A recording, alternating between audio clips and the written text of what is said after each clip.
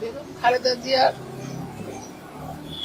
সত্যি আমরা বলি একটা বিস্ময়কর চরিত্র। কারণ সাধারণ গৃহবধূ, সেনাপ্রধানের স্ত্রী, একজন প্রেসিডেন্টের স্ত্রী হিসাবে তার যে জীবন শুরু হয়েছিল, সেখান থেকে পরবর্তী যে জীবন, এই জীবনের দীর্ঘ পথ চলা, এই পথ চলায় বিস্ময়কর সাফল্য দেখিয়েছে। 1981 পর থেকে 2025 অসুস্থ থাকার কিছুদিন আগের কথা বাদ দিয়ে দিই, দীর্ঘ পথ চলাটা তার সম্পূর্ণ নতুন পথে তিনি পা রেখেছিলেন। বিলাসবহুল একটা জীবন, আকস্মিক সেখান থেকে স্বামীর মৃত্যু, অকাল বৈধব্য, আসলে তাকে একটা অথই সাগরে ফেলে দেওয়ার মতো। কিন্তু অবাক করার ব্যাপারটি হলো, তাকে যখন দল থেকে বলা হয়েছিল রাজনীতিতে, তিনি সাহস করে হালটা ধরেছিলেন এবং শিশু বিএনপি যেটি আমরা বলি, তখন তাকে তো গলা টিপে মারবার তখন একটা চেষ্টা হয়েছিল সামনের শাসন। তিনি সাহস করে এটাতে হাল তিনি ধরেছিলেন এবং যারা সেই অনেকে বিদ্রোহ করেছিলেন 6 মাসের মধ্যে তাকে কিচেনে পাঠিয়ে দেবেন, তারাই পরবর্তীকালে ইতিহাস থেকে হারিয়ে গেছে।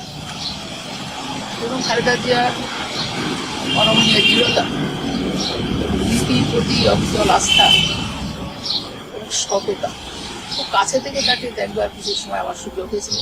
সেখানে বারবার লক্ষ্য করেছি, তিনি তখন একেবারেই রাজনীতিতে নতুন আসছেন, তিনি তখন শুধুমাত্র তাকে তিনি আসছেন, কথা বলছেন, তখনও তিনি দেখেছি একটু দৃঢ়তা আছে। এবং তিনি তার সঙ্গে একজন কথোপকথনে আলাপচারিতায় তিনি বলেছিলেন যে প্রেসিডেন্ট এরশাদ তাকে রাজনীতির যোগদান না করার জন্য অনুরোধ করে বলেছেন, প্রেসিডেন্টের চেয়ারটা বাদে তিনি যেটাই চাইবেন সেটাই তাকে দেওয়া হবে। তো তিনি তো একটা প্রত্যাখ্যান করেছেন এবং এরকম একটি জীবন তিনি বেছে নিয়েছেন। এবং আমরা সকলেই জানি এরশাদ বিরোধী আন্দোলনে তার ভূমিকা, তাকে তাপসী নেত্রী খেতাব তাকে দেওয়া আছে, তার অত্যাচার সহ্য করেছেন, মিছিলের ছবি যোগ আমরা পেয়েছি, এগুলি তিনি করেছেন, সাধারণ মানুষের পাশে করেছেন। এই দৃঢ়তা এবং আল্লাহর প্রতি অসীম বিশ্বাস, জনগণের ভালোবাসার প্রতি আস্থা, এটি তাকে এই সাফল্যের জায়গায় এনে দিয়েছে। আমরা খুব অবাক লক্ষ্য করেছি, অসীম ধৈর্য ছিল তার। এবং এরশাদ বিরোধী আন্দোলনের সময় তিনি, আপনারা অনেকেই জানেন, তিনি সারা বাংলাদেশে ঘুরে বেরিয়েছেন। আমাদের দক্ষিণাঞ্চলে যখন এসেছেন একসঙ্গে 4-5টা জেলা তিনি সফর করেছেন এবং সেই সময় মানুষের খুব আবেগ কাজ করেছে। তিনি যেখানেই গিয়েছেন নির্ধারিত সময় তার মিটিংয়ে পৌঁছানো সম্ভব হয়নি, কারণ ছোট ছোট বাজারেও মানুষের একটা চৌকি ফেলে দিয়ে দাঁড় করিয়ে দিয়েছে, উনি সেখানেই কথা বলেছেন। উনি কিন্তু কখনো বিরক্ত হননি। অনেক বড় বড় নেতারা আমরা দেখছি বিরক্তি বোধ করেছেন, কিন্তু উনি কখনো বিরক্ত হননি। এবং তিনি যখন প্রধানমন্ত্রী, তখন যখন এখানে এসেছেন বিভিন্ন ট্যুর সেরে রাত 10টায় আমরা দেখেছি সার্কিট হাউসে এসেছেন, তখন নেতাকর্মীরা বসে আছে, অন্যরা সবাই বিশ্রামে চলে গেছে, তিনি তখনই আবার ওখানে বসে হাসি মুখে সবার সঙ্গে কথা বলেছেন। পরে তিনি কিন্তু বিশ্রামে গেছেন। এই যে গণমুখী চরিত্র বা মানুষের ভালোবাসাকে মর্যাদা দেওয়া, সেটা তার মধ্যে আমরা লক্ষ্য করেছি। বিধায় নেতাকর্মীদের আবেগটা বেশি, তারা এটা অনুভব করেছে, দূরত্ব নয় ম্যাডাম, মানে কাছাকাছি আসতে। এখন এই শূন্যতা পূরণ হবে কিনা, সে তো ইতিহাস তো কোনো জায়গায় শূন্য রাখে না, একটা তো পূরণ হয়ই। তিনি একটি সময়, কঠিন সময় দলের দায়িত্ব নিয়েছিলেন, তিনি তার দায়িত্ব যথাযথভাবে পালন করেছেন।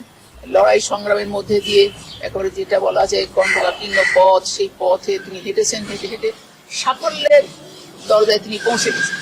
তাকে যেভাবেই হাসিনা কলঙ্কিত করার চেষ্টা করেছে, অনির্বাচিত সরকার তাকে নোংরা ভাবে অপমানিত করেছে, হাসিনাও করেছে, কিন্তু সবকিছু তিনি সহ্য করেছেন, প্রতিবাদ কিন্তু করেননি। তার ধৈর্য এবং শালীনতা বোধ বিস্ময়কর। কিন্তু তো সেখানে তিনি প্রতিবাদ করেন নাই। ডাক্তারদের কাছে আমরা শুনেছি কঠিন অসুখ যখন তিনি, সেখানেও ডাক্তাররা যখন ঘাবড়ে যাচ্ছে তখন তিনি ধৈর্য ধারণ করে তিনি হাসি মুখে নাকি বলতেন যে আমার অবস্থা কি খারাপ নাকি, ডাক্তার চুপচাপ আছে।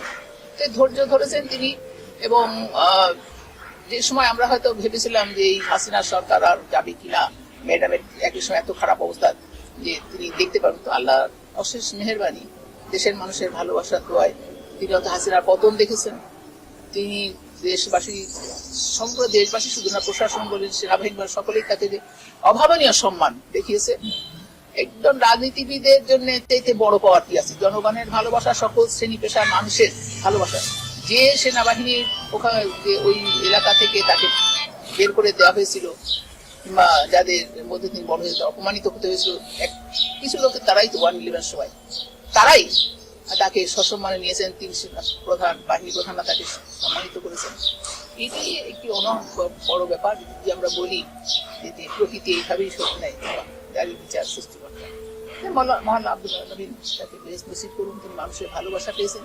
তিনি যে পথ দেখিয়েছেন, আমরা যারা তার সাথে রাজনীতি করেছি, এই আদর্শ থাকবে এবং এই জায়গা পূরণ হবে কিনা সময় বলে দেবে।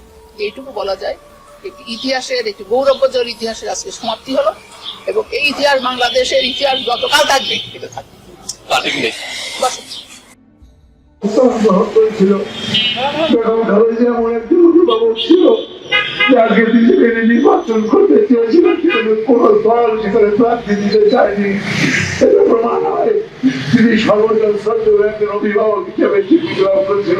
আমরা জানি বেগম খালেদা সকল স্বৈরাচার বিরোধী আন্দোলনে একজন আপসহীন নেত্রী হিসাবে ইতিমধ্যে তার অবস্থান সুদৃঢ় করেছিল। আজকে বাংলাদেশ জাতীয়তাবাদী দলের একজন অভিভাবক আমরা নিয়েছে। আমার ব্যক্তিগত জীবনে আমি রাজনীতি করতে এসে বেগম খালেদা যত সান্নিধ্য পেয়েছি ওকে পরামর্শ পেয়েছে।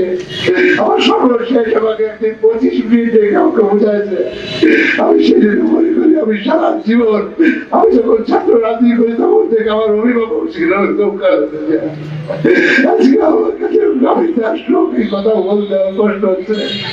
আমরা চাই বেগম খালেদা জান্নাতের সর্বোচ্চ মাকামে থাকবে, বাংলাদেশের মানুষের হৃদয়ে তার স্থান সর্বোচ্চ থাকবে। আল্লাহ আমি যারা কষ্ট দিয়েছে আমার নেত্রীকে বিরাট কারণে কারাগারে হয়ে গেছে, আল্লাহ তাদের শান্তি করো। আল্লাহ এগুলো আলোচনা শেষ করতে